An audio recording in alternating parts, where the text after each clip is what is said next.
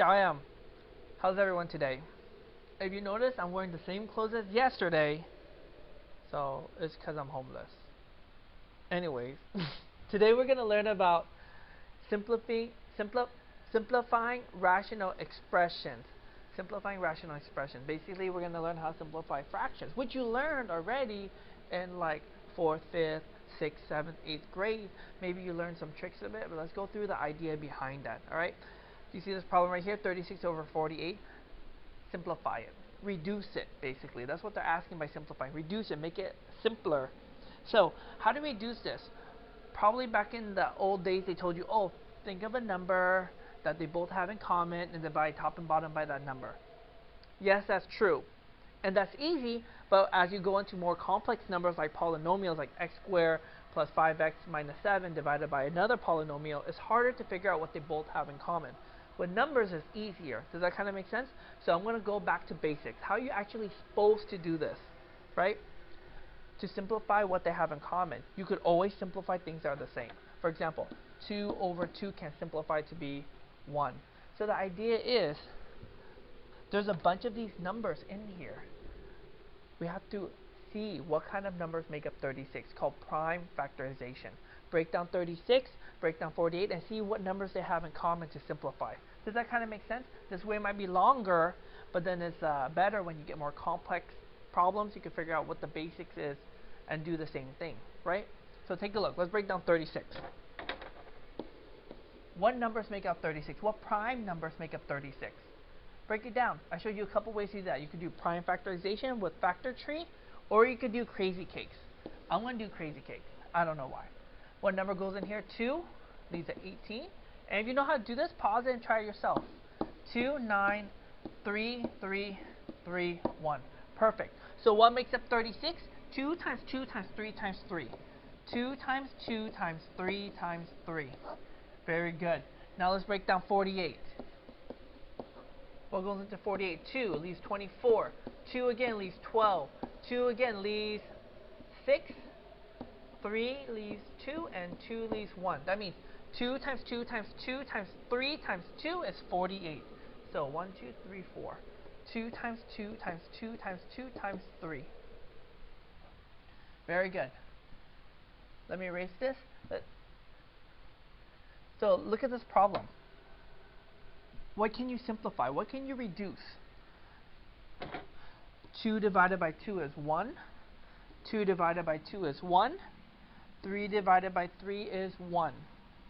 So what's left over? Your answer is 3 on top, 2 times 2 on bottom, or 3 over 4.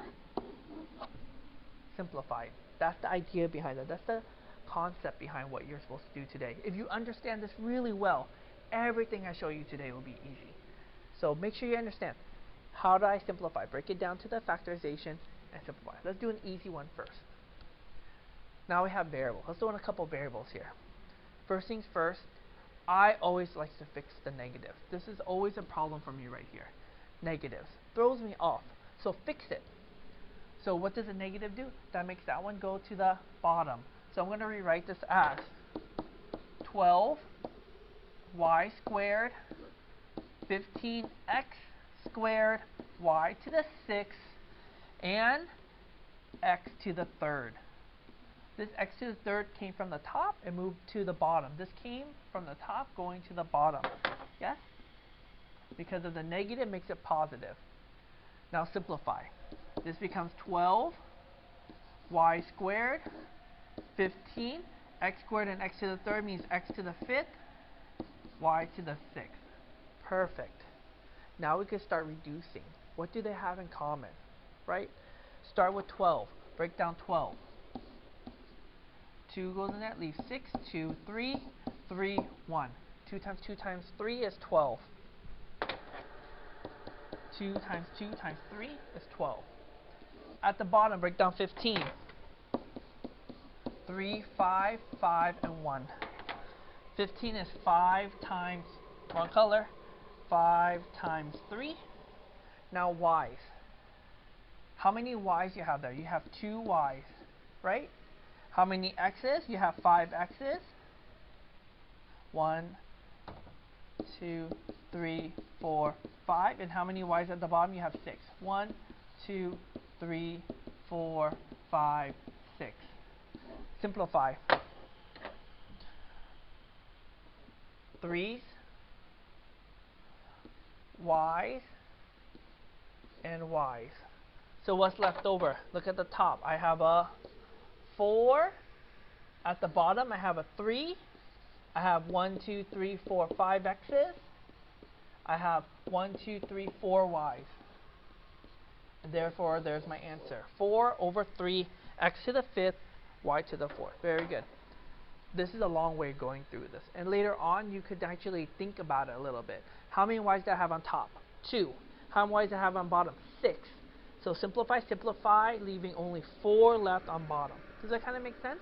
So you kind of could think it out without having to write everything out. One thing you have to understand is called restrictions. Restrictions in the domain.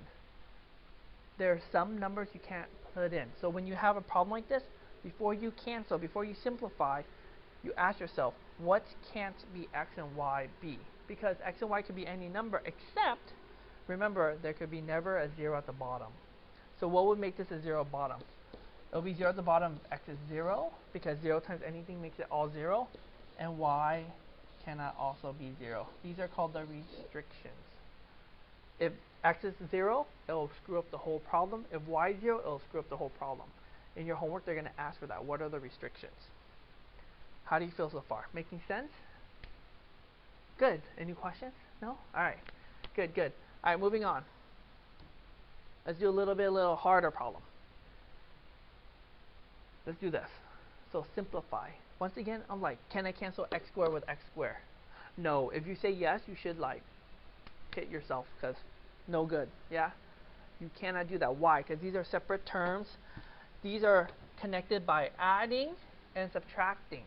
You only get simplified when they're multiplying, because dividing simplifies with multiplication, not with adding, not with subtracting. Does that make sense? Alright, so break it down. What makes up this? What two numbers multiply to be that? That's called factoring. Factor the top. If you know how to do this, pause, try on your own. Factor the top, I got an x minus 8, x plus 2. If you're not sure, check your work. Look in chapter 5 if you have questions on factoring. At the bottom, factor x plus 3, x plus 2. Questions. Can I simplify these right here? This one and this one. Yes, because these are attached by multiplication. And multiplication and multiplication simplify with division. Does that make sense? Yeah, because x plus 2 is a number. So, anything else simplify. So my answer is x minus 8, x plus 3. There you go. Good job. If you do this on a test, you'll lose 2 points, maybe 3 points. Why? Because you forgot to state the restrictions. Before you simplify, what are the restrictions? What will make the denominator 0? Take a look. What will make the denominator 0? What I like to do is I like to set the denominator to be 0.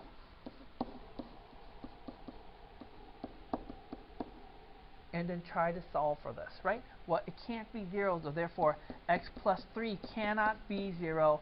X cannot be negative 3. That's called a restriction. Plug it in. If I put a negative 3 here, negative 3 plus 3 is 0. 0 times anything is 0. X plus 2 cannot be 0. X cannot be negative 2.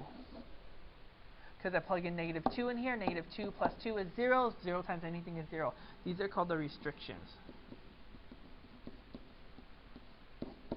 Right?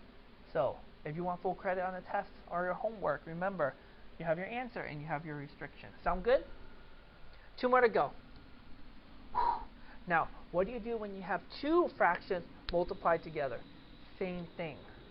Break it down and simplify. Let's break down the first one. Can I factor this? Yes, I can. Pause, try on your own. Guys, pause, factor everything. Then unpause and see if you got the same answer. Factor the top, factor the bottom, factor the top, factor the bottom, factor everything you can. It becomes 3x minus 1, x plus 2. The bottom, x minus 5 times x plus 5, x minus 5. The bottom, 3x. It looks like minus 1, x minus 2. Alright, very good. Take a look. So when you're multiplying, remember how to multiply? You multiply all the top and all the bottom. So technically, this is under one long fraction. This is like this. Does that make sense? So really, when you multiply, you can simplify anything on the top with anything on the bottom, since it technically is under one fraction.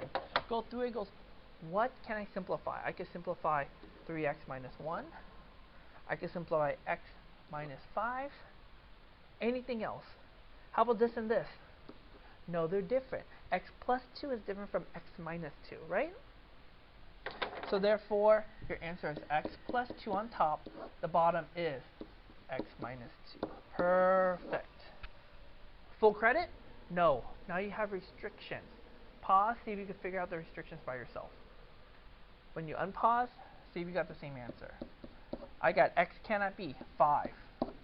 X cannot be 1/3. And x cannot be 2. Did you get the same thing? Remember, restrictions happen before you simplify. Got it? Because this one technically is still there, and this one is still there, right? Because after you simplify, the original problem is not this. The original problem is this. So you got to find the restrictions of the original problem. All right, last one. What happens when you divide two fractions? Remember, dividing is the same thing as multiplying by the reciprocal, correct? Because dividing, multiplying, reciprocal. So I'm going to rewrite this as x squared plus 6x plus 8 divided by x minus 5 times 6x squared minus 30 divided by x squared minus 16. Now it just becomes exactly like the problem you just did. Pause. Try to figure it out yourself. Work it through, factor, simplify, find restrictions. Unpause and check your work with what I did.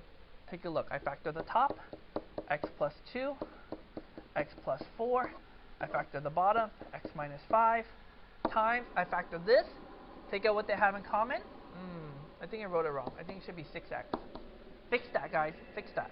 6x, x minus 5, x minus 4, x plus 4. Right? Fix that, guys. It's supposed to be 6x. Computer problem. You know how it works. Simplify. It's under one fraction. X plus 4 simplify. X minus 5 simplify. And that's it. My answer is 6x times x plus 2 divided by x minus 4. Very good. Restrictions. X cannot be 5, 4, and -4. Alright, questions? Very good. Make sure you take good notes. Come to class ready to work. Alright? Have a great day.